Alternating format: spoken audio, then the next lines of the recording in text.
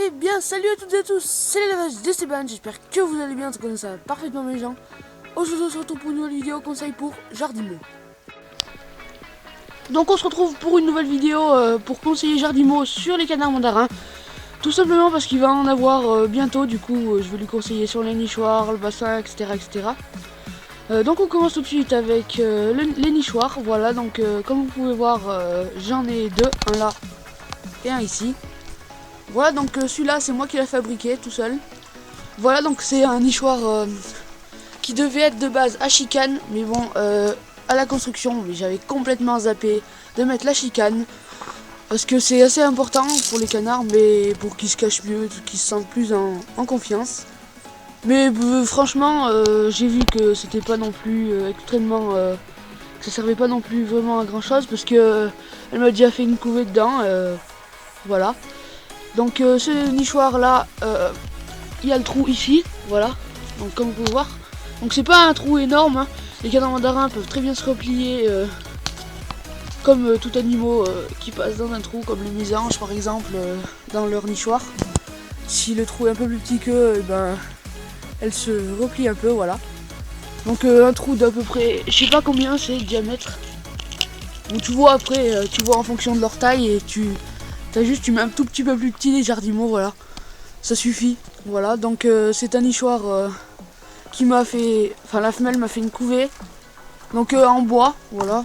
Donc j'ai rajouté une plaque de goudron ici pour que l'eau elle s'écoule et qu'elle abîme pas le nichoir.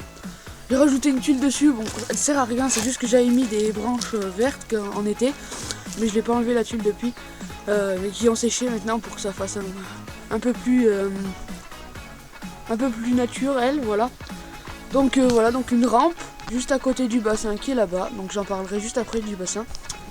Donc ici j'en ai un deuxième, donc là je vais pouvoir vous l'ouvrir pardon, celui-là, parce que celui-là je pouvais pas vous l'ouvrir, on peut pas l'ouvrir, voilà, c'est pas grave.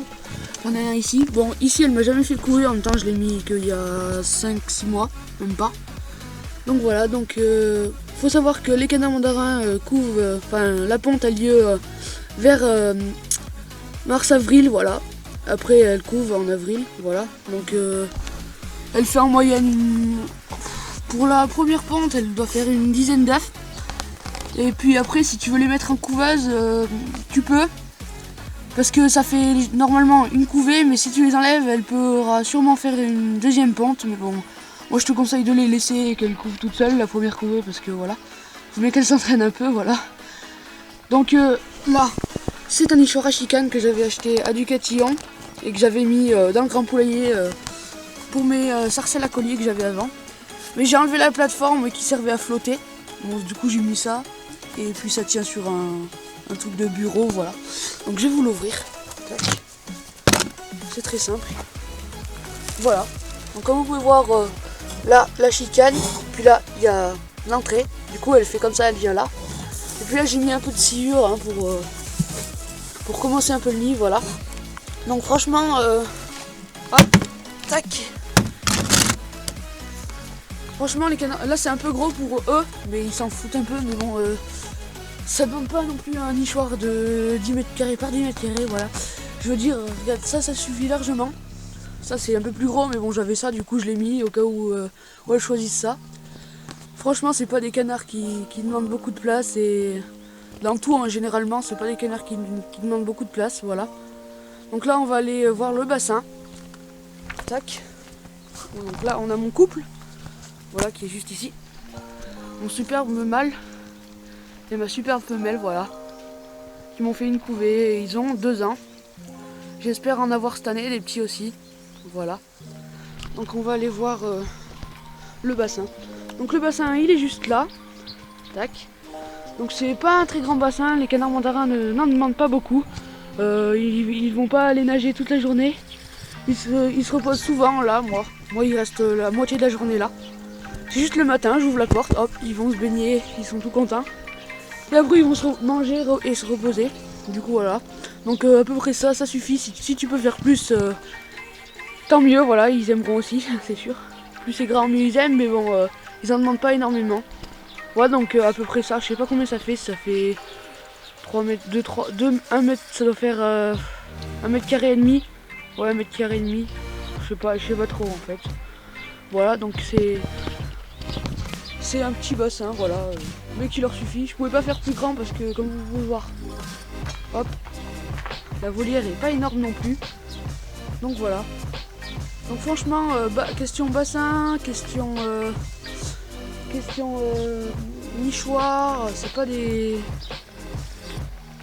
des canards qui en demandent beaucoup, comme je vous l'ai dit 10 000 fois, mais bon, je sais pas trop quoi dire. Voilà. Donc voilà, donc moi ça donne ça. Le bassin ici, un nichoir là, un nichoir là. Voilà. Donc maintenant on va passer à leur habitat général.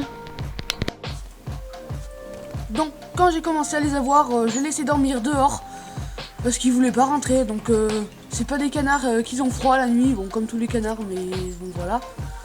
Donc ils dormaient dehors. Après j'ai décidé de les rentrer pour, même s'il y a une volière, pour pas qu'ils se fassent manger, voilà, tout simplement. Donc voilà, donc moi avant ils dormaient dehors, maintenant ils dorment dedans. Donc je les pousse un peu, ils sont dans la nuit quand j'ai les rentrés, ils rentrent là, comme ça, voilà. Et après moi ils se perchent, voilà, donc c'est des canards qui se perchent, qu'ils adorent se percher. Bon, dans la nature, en Asie, c'est leur habitat naturel. Ben, ils se perchent beaucoup. Donc moi la canne et le mâle ils dorment là-dedans, dans cette cagette que j'avais fait pour Choupette, ma hollandaise Juppé. Bon là il y a les deux pigeons. Voilà, donc elle dort là-dedans et puis elle se perche. Donc ça m'a étonné la première fois que je les avais. Je savais que ça se perchait dans la nature, mais je pensais pas que ça se perchait vraiment là, enfin en captivité, voilà. Donc franchement, moi regarde, j'ai une grande volière, donc c'était pour mettre beaucoup d'animaux, comme tu peux le voir. Bon mais là j'en ai pas énormément, j'ai juste un couple de pigeons, une hollandaise UP, j'ai aussi une aigresoie, un petit canard mandarin, donc qui est né, donc c'est ses parents, ceux-là. Voilà. Un faisan et jammers, mais sinon avant j'avais bien plus que ça. Bien sûr je vais encore la remplir la volière pour ceux qui veulent savoir. Hein. Ça va arriver bientôt, encore des nouveaux arrivants, pardon. Voilà. Donc maintenant on va passer à leur nourriture, voilà. Tac. Donc moi je leur donne des feuilles de chou pour la verdure. Hop, voilà, donc ils adorent ça. Vu qu'il n'y a pas beaucoup d'herbe, sinon ils mangent du gazon pardon, simple. Voilà, donc pour question graines, bon il y a du pois. Comme vous le voyez ici, bon ça c'est pas pour eux, hein. C'est pour les pigeons, mais bon. En gros je donne du pois, de l'aliment, du grain, légèrement quelques petits, pas des petits pois, des lentilles pardon. Voilà. Donc je donne ça généralement.